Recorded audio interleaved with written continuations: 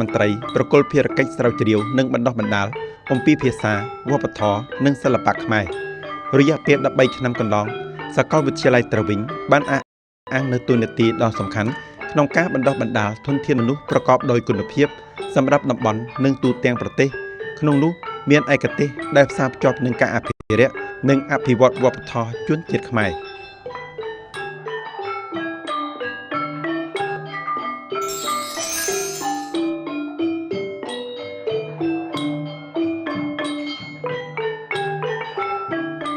តាំងពីឆ្នាំ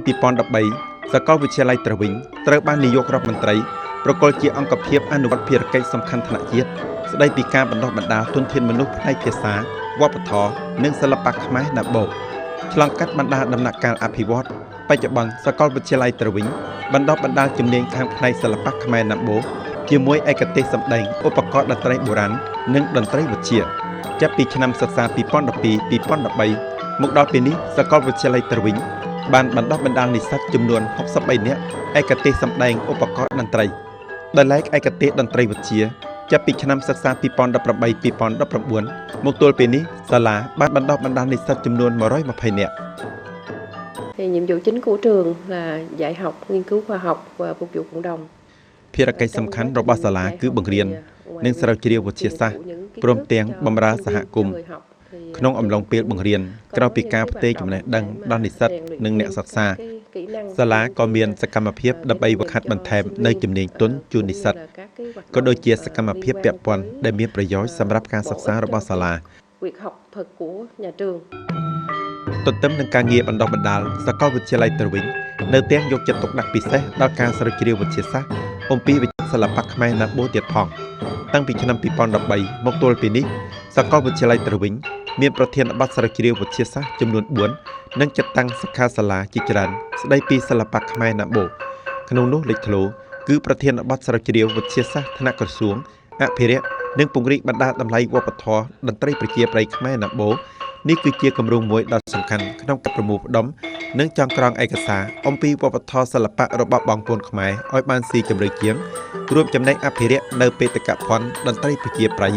ដែលកំពុងប្រឈមមុខនឹងហានិភ័យបាត់បង់លើកកម្ពស់ការយល់ដឹងរបស់សហគមន៍ពង្រីកតម្លៃវប្បធម៌តន្ត្រីប្រជាប្រិយ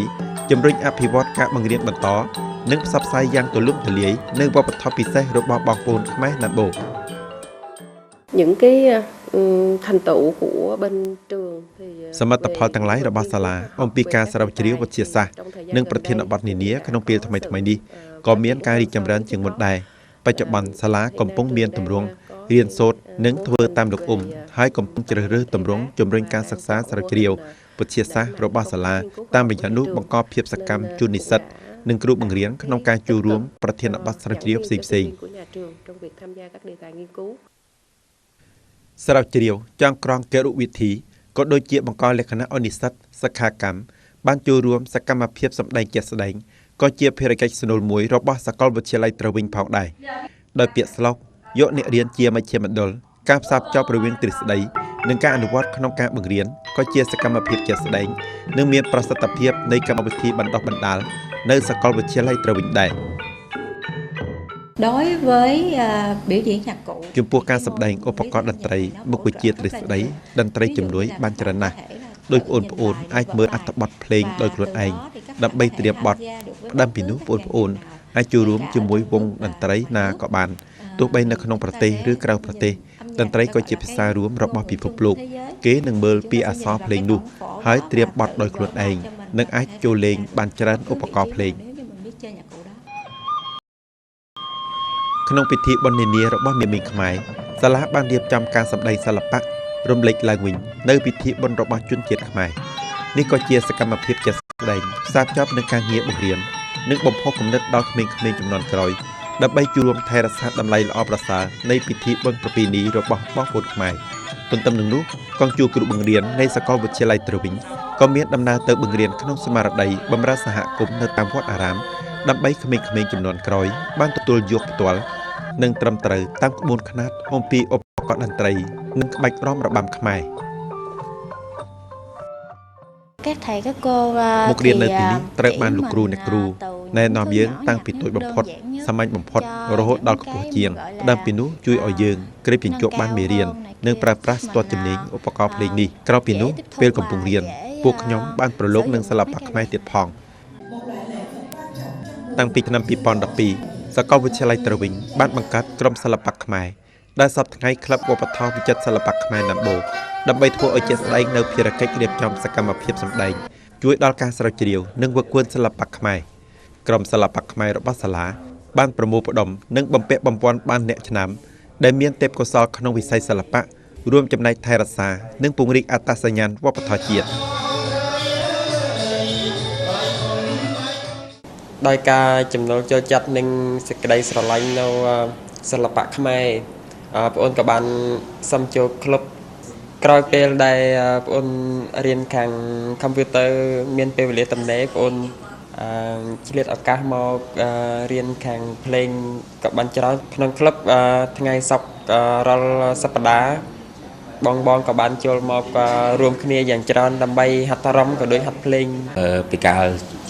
ចូលរួមនៅក្នុងក្រុមសិល្បៈនោះมันបានតបានរៀនជ្រៅច្រាស់ខាងឧបករណ៍ភ្លេងហើយក៏ដូចជាខាងបាទខាងរៀនសូត្រខាងសាមបានទៅបានជាប់ដល់ពីវៀតណាមហ្នឹងហើយបានមកសុំមករៀននៅមហាវិទ្យាល័យខេត្តត្រវិញឆ្នាំនេះចូលឆ្នាំទី2ពេលវេលាយើងក៏មានរៀនណាយើងជួយរួមជាមួយក្លឹបជាមួយកម្មវិធីរបស់សាលាទូសម្ដែងនៅក្នុងខេត្តក៏ដូចជាក្រៅខេត្តចំពោះឯកទេសតន្ត្រីវិទ្យាសាកលវិទ្យាល័យត្រវិញបានប្រមូលផ្ដុំបណ្ដុះបណ្ដាលស៊ីជម្រៅអំពីតន្ត្រីប្រជាប្រិយខ្មែរណាំបូគួបផ្សំនឹងចំណេះដឹងតន្ត្រីសម័យកម្មវិធីសិក្សារួមមានការសម្ដែងឧបករណ៍តន្ត្រីសូរចម្រៀងនិពន្ធពិចារណកថាសិល្បៈនិងបំណិនគ្រប់គ្រងវប្បធម៌ដែលលេខតន្ត្រីបុរាណគឺប្រមូលផ្ដុំទៅលើតន្ត្រីឧបករណ៍ភ្លេងនិងបច្ចេកទេសសម្ដែងពិសេសរបស់ជនជាតិខ្មែរណាំបូចំណេះដឹងនិងបំណិនសម្ដែងឧបករណ៍តន្ត្រីសកលសូរចម្រៀងបទចម្រៀងប្រជាប្រិយនិងសមត្ថភាពនិពន្ធសម្រួលតន្ត្រីទ្រឹស្ដីតន្ត្រីប្រវត្តិតន្ត្រីស្ដាប់កម្ពស់សម្លេងនិងចង្វាក់ Cần các yếu tố như là có kiến thức về chuyên môn ដើម្បីរៀនបាននិស្សិតគួរតែមានចំណេះដឹងមានជំនាញស្វែងយល់អំពីឧបករណ៍ភ្លេងប្រពៃណីខ្មែរមុនសិនមានទេពកោសល្យអំពីតន្ត្រីនិងបំណិនសម្ដែងនិងមានចំណង់ចំណូលចិត្តជាមួយតន្ត្រីជាតិនិងមានការភ្ញាក់រលឹកក្នុងការថែរក្សាអត្តសញ្ញាណជាតិក្រៅពីសកម្មភាពរៀនសូត្របង្ហាត់បង្រៀននិស្សិតទាំងឡាយអាចចូលរួមសម្ដែងនៅតាមភូមិវត្តអារាមកម្មវិធីមហោស្រពសិល្បៈរបស់ជនជាតិខ្មែរនិងព្រឹត្តិការណ៍ផ្សេងៗនៅក្នុងសាលាក្នុងអំឡុងពេលសិក្សានិងស្រាវជ្រាវនិស្សិតផ្នែកវិចិត្រសិល្បៈនៃសាកលវិទ្យាល័យត្រវិញតែងតែអនុវត្តបង្កើតស្នាដៃតន្ត្រីដើម្បីចូលរួមមហោស្រពទាំងក្នុងនិងក្រៅសាលាថ្នាក់ខេត្តតំបន់និងទូទាំងប្រទេសរួមជាមួយស្នាដៃអភិវឌ្ឍជាច្រើនរបស់សាលាវិស័យសិល្បៈខ្មែរនិយាយរួមនិងសម្ដែងតន្ត្រីខ្មែរណាំបូសម្រាប់បានសមិទ្ធផលក្នុងការបណ្ដុះបណ្ដាលនិងសម្ដែងក្នុងនោះទទួលបានមេដាយមាស5គ្រឿង10រង្វាន់ទី1 12រង្វាន់ A ថ្នាក់តំបន់រង្វាន់ពិសេស1គ្រឿង4រង្វាន់ B និង7រង្វាន់លេខ2ក្រៅពីការចូលរួមជាប្រចាំក្នុងកម្មវិធីមហោស្រពសិល្បៈក្នុងប្រទេសសាកលវិទ្យាល័យត្រវិញនៅទាំងរួមចំណែកយ៉ាងសកម្មនិងបង្កើតចំណាប់អារម្មណ៍ជាច្រើនក្នុងកម្មវិធីផ្លាស់ប្ដូរវប្បធម៌អន្តរជាតិទៀតផង Hàng năm là câu lạc bộ cùng với ជារៀងរាល់ឆ្នាំក្លឹបរួមជាមួយមហាវិទ្យាល័យភាសាវប្បធម៌វិចិត្រសិល្បៈខ្មែរណាំបូនឹងមានដំណើរទៅសម្ដែងនៅប្រទេសមិត្តឥណ្ឌាក្រៅពីនោះទៅចូលរួមទំនាក់ទំនងជាមួយប្រទេសមួយចំនួនដូចជាហ្វីលីពីននិងកម្ពុជាទៀតផងហើយប្រទេសមួយចំនួនទៀតដែលមកវៀតណាមយើងក៏មានការសម្ដែងជូនមិត្តភ័ក្តិអន្តរជាតិដើម្បីសាយភាយតម្លៃអត្តសញ្ញាណវប្បធម៌ខ្មែរ អនុវត្តប្រកបដោយប្រសិទ្ធភាពនៅការសិក្សាសកម្មស្រាវជ្រាវនិងអនុវត្តជាក់ស្ដែងសារណាបញ្ចប់ការសិក្សាលើប្រធានបទតន្ត្រីអត្ថបទបង្ហាញតន្ត្រីស្រាវជ្រាវវិទ្យាសាស្ត្រអំពីតន្ត្រីក្នុងចំណោមនិស្សិតនិងគ្រូបង្រៀនក៏ត្រូវបានផ្សព្វផ្សាយបំពេញបន្ថែមទៅក្នុងផ្នែកទ្រឹស្ដីតន្ត្រីរបស់ជនជាតិខ្មែរណាំបូបទភ្លេងប្រជាប្រិយត្រូវបាននិស្សិតកត់ត្រាផ្នត់ភ្លេងផងដែរទាំងអស់នេះបានបង្កើតមុខមាត់ថ្មី សម្រាប់គឺតន្ត្រីបុរាណជនជាតិខ្មែរណាំបូមុនសម័យសមាហរណកម្មនិងអភិវឌ្ឍពិសេសជាមួយនឹងធនធានសិល្បៈខ្មែរដែលបានបណ្ដុះបណ្ដាលនៅសាលាក្រោយពេលបញ្ចប់ការសិក្សាបរិញ្ញាបត្រសម្ដែងឧបករណ៍តន្ត្រីបុរាណក៏បានរកឃើញឱកាសការងារក្នុងក្រុមសិល្បៈអាជីពទាំងក្នុងនិងក្រៅខេត្តក្នុងពេលវេលានៅខាងមុខហ្នឹងគឺខ្ញុំឃើញថាយើងត្រូវតែមានការផ្សព្វផ្សាយបន្តការផ្សព្វផ្សាយដើម្បីឲ្យយុវវ័យរបស់យើងហ្នឹងគេថាកាន់តែមានការចាត់ទុកដាក់ស្លាញ់នៅវិស័យខាងសិល្បៈរបស់យើងហ្នឹងមិនត្រឹមតែនៅដូរតន្ត្រីទេខាងរបាំខាងល្ខោនយើងឃើញថាយើងគួរតែរកនៅអ្នកដែលមានទេពកោសល្យអ្នកដែលស្រឡាញ់ในវិស័យសិល្បៈហ្នឹងដែលថាយើងរៀនចប់ថ្នាក់ទី12ហ្នឹងអាចមកសិក្សាស្រាវជ្រាវបន្ថែមនៃសាកលវិទ្យាល័យត្រវិញដើម្បីបង្កើតទៅជាគេហៅថាវិជ្ជាជីវៈមួយអាចទី1បញ្ចិញ្ចឹមខ្លួនយើងទី2ទៀតរួមចំណែកថែរក្សានិងពង្រឹងនៅតម្លៃវប្បធម៌របស់ជនជាតិយើងខែតុលាឆ្នាំ2025កន្លងទៅសាលាភាសាវប្បធម៌វិចិត្រសិល្បៈខ្មែរណាំបូ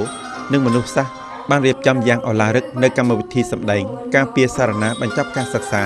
ផ្នែកសម្ដែងឧបករណ៍តន្ត្រីបុរាណវគ្គ2020និងវគ្គ2021ពិធីការពារសារណាលើកនេះ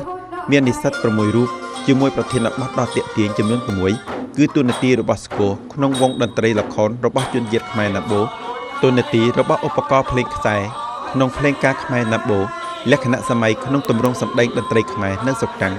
ការសម្រួលតន្ត្រីថ្មីក្នុងតន្ត្រីបុរាណខ្មែរត្រវិញតន្ត្រីប្រជាប្រិយសម័យរបស់ជនជាតិខ្មែរណាំបូនិងតន្ត្រីប្រជាប្រិយក្នុងពិធីបុណ្យសែនតារបស់ជនជាតិខ្មែរត្រវិញក្នុងរវាងដែលបងប្អូនបង្កើតនៅកម្មវិធីសម្ដែងបញ្ចប់នៅការសិក្សាគឺថាមានសរុបមកលោកគ្រូអ្នកគ្រូដែលមានវិជ្ជាខាងផ្នែកបុរាណមកជួយសម្ដែងនឹងបងប្អូនហើយជួយរួមនឹងគ្នាក្នុងពេលសម្ដែងនេះគឺថាអាចឡើងនៅកម្មវិធីគេទៅគឺថាខាងផ្នែកបុរាណក៏មានហើយប្រគំនឹងឧបករណ៍ផ្សេងៗក៏មានហើយនេះគឺជាទីកន្លែងមួយដែលបងប្អូនដោះពិសោធន៍និងរៀនសូត្របាននឹងមិត្តភ័ក្តិជាមួយនឹងលោកគ្រូអ្នកគ្រូ Trong thời gian sắp tới thì trường hiện nay đã có ký kết cái MOU ក្នុងពេលខាងមុខសាលាក៏បានចុះហត្ថលេខា MOU MOA ជាមួយប្រទេសកម្ពុជាហ្វីលីពីនបច្ចុប្បន្នសាលាក៏បន្តជំរុញសកម្មភាពសហប្រតិបត្តិការជាមួយសាលានានាដើម្បីផ្លាស់ប្ដូរការសិក្សាយើងនឹងផ្ដោះប្ដូរគ្រូបង្រៀនក្រុមនិស្សិតក្នុងកម្មវិធីបណ្ដុះបណ្ដាលជំនួសឲ្យការរៀនក្នុងប្រទេសតែក្នុងកម្មវិធីបណ្ដុះបណ្ដាលរបស់វៀតណាមយើងអាចរៀនមុខវិជ្ជាមួយចំនួននៅសាលាមិត្តប្រទេសមិត្តនឹងត្រូវបានទទួលស្គាល់លទ្ធផលក្នុងដំណើរការបណ្ដុះបណ្ដាលសម្រាប់និស្សិតរបស់យើងនោះគឺជាឱកាសដើម្បីនិស្សិតទទួលបានបទពិសោធន៍បរិស្ថានសិក្សាអន្តរជាតិនិងបានជួបជាមួយគ្រូបង្រៀនជាជនជាតិដើមហើយនោះក៏ជាឱកាសដើម្បីយើងលើកកម្ពស់គុណភាពបណ្ដុះបណ្ដាលរបស់យើងតាមស្តង់ដារអន្តរជាតិដែលយើងបានត្រួតពិនិត្យគុណភាពនិងជាឱកាសដើម្បីនិស្សិតមានការប្រៀបធៀបនិងរៀនសូត្រពីភាពល្អប្រសើររបស់អន្តរជាតិដើម្បីកម្មវិធីគុណភាពបណ្ដុះបណ្ដាលរបស់យើងបានល្អជាងពិធីការពារសារណាផ្នែកសម្ដែងឧបករណ៍តន្ត្រីបុរាណបានកត់សម្គាល់នៅដំណាក់កាលដ៏សំខាន់នៃដំណើរសិក្សានិងវឹកវើរបស់និស្សិតហើយអះអាងទូនាទីរបស់សាលាភាសាវប្បធម៌វិចិត្រសិល្បៈខ្មែរណាំបូនិងមនុស្សសាស្ត្រក្នុងការងារបណ្ដុះបណ្ដាលព្រមទាំងរួមចំណែកអភិរក្សពង្រីកនិងសាយភាយតម្លៃតន្ត្រីបុរាណខ្មែរណាំបូទៅកាន់សហគមន៍កាន់តែច្រើនជាងក្នុងទិសដៅបណ្ដុះបណ្ដាលនាពេលខាងមុខសាកលវិទ្យាល័យត្រវិញនិងពង្រីកអង្គសិក្ខាសាលាវិទ្យាសាស្ត្រជាមួយអ្នកឯកទេសអន្តរជាតិដើម្បីបន្តលើកកម្ពស់គុណភាពបង្ហាត់បង្រៀននិងស្រាវជ្រាវវិទ្យាសាស្ត្រចំពោះការងារបម្រើសហគមន៍សាលាក៏នឹងបន្តសហការជាមួយភូមិភាគទាំងឡាយដើម្បីបង្ហាត់បង្រៀនជាបន្តបង្កលក្ខណៈបន្ថែមឲ្យក្មេងជំនាន់ក្រោយបានទទួលចំណេះដឹងយ៉ាងទូលំទូលាយអំពីវប្បធម៌ជាតិតាមរយៈនោះរួមគ្នារក្សានិងពង្រីកជាបន្តទៀត